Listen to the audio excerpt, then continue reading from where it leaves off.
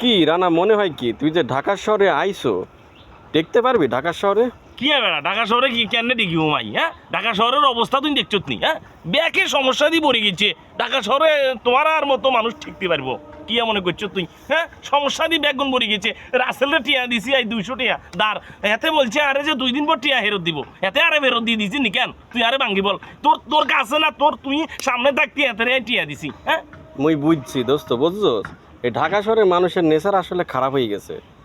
আয় এক বন্ধুরে দিছিলাম টাকা, ধার দিছিলাম, এই বেটা ওনার দেখাই করে না। দেখা কিল্লাই করবো কি? কেতে কেতে দেখা করবো এতে? হ্যাঁ, এতে দেখা করার মুখ থাকবো নি? হ্যাঁ, এতে টিয়া লই চলে গেছে, ব্যাংক পাড়ি মারছে, এতে টিয়া শেষ হয়ে গেছে। এতে তোমার লগে আর দেখা করার সময় আসেনি, সেম অবস্থা আরো হয়ে গেছে, বুঝছো নি? এতে আর লগে আর দেখা করানো কি করবো, করি গো মাই?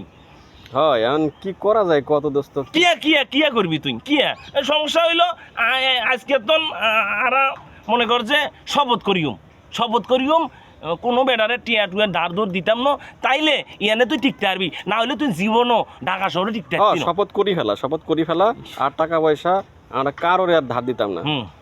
দাঁত দিতাম নয়। এতটা কি মনে করছে? হ্যাঁ, এতটা কি মনে করছি? এতটা আর কাছে আই সাবলান ধরি আর টিয়া সবল মারি লই যাইব, আই এতটা টিয়া দিয়ে দিম। আর টিয়া চাইতে গেলে বিভিন্ন ধরনের কথাবার্তা এতটা বলবো। হ্যাঁ, কথাবার্তা আর টিয়া আই দিয়াম না দিয়াম আর ব্যাপার একমাত্র।